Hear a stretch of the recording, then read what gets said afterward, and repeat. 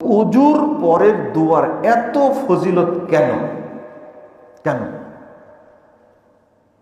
এই যে এই টাইমটা আপনি কিছু করেছেন, হয়তো বা ইমান চলে গেছে, কিন্তু ওযুর পরে যখন মসজিদে ঢুকবেন তখন ওযুর পরে আবার দোয়াটি পড়লেন, আল্লাহ রাব্বুল আলামিন ইমানটা আবার ফেরত দিলেন।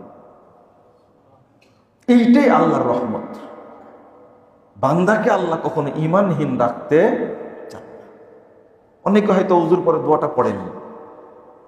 আরেকটা হলো যে ওযুর পরে যদি এই দোয়াটা পড়ে, সুবহানাকা আল্লাহুম্মা ওয়া বিহামদিক আশহাদু আল্লা ইলাহা ইল্লা আনতা আস্তাগফিরুকা ওয়া আতুবু ইলাইকা, এই যে ফজিলতটা পেলেন আপনি, যে জান্নাত খুলে দেওয়া হবে সাতটি আপনার জন্য, 8টি দরজা খুলে দেওয়া হবে, এই যে ফজিলতটা পেলেন, এই ফজিলতটাকে আল্লাহ রাব্বুল আলামিন আরশের সাথে ঝুলন্ত অবস্থায় রাখবেন যদি আপনি ওই দোয়াটা পড়ার পরে এইটা পড়ে নেন।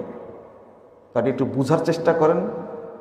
আবার জহর পড়ে চলে গেছেন, আসরের মাঝখানে কোনো খারাপ কাজ করেছেন, ইমান চলে গেছে, আবার আসরের সময় ওযু করে যখন আবার দোয়াটি পড়লেন, সালাত আদায়ের আগেই আল্লাহ আপনাকে আবার ইমান দান করলেন। আশহাদু আল্লা ইলাহা ইল্লাল্লাহ ওয়াহদাহু লা শারীকা লাহু ওয়া আশহাদু আন্না মুহাম্মাদান আবদুহু ওয়া রাসূলুহু পড়ে ফেললেন, ইমান নবায়ন হয়ে গেল, আবার ইমান চলে আসলো।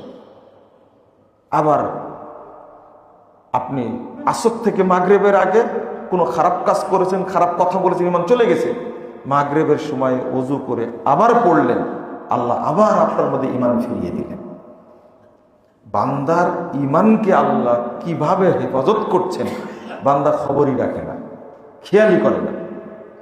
তাহলে কালেমা শাহাদাতের এই ওযুর পরে পড়ার যে মর্যাদাটা বান্দা যেন পড়ে, এই জন্য আল্লাহ এমন একটা ফজিলত যোগ করেছেন, কোনো বান্দা যেন পড়তে ভুলে না যায়, যা অন্য কোনো ইবাদত দেননি।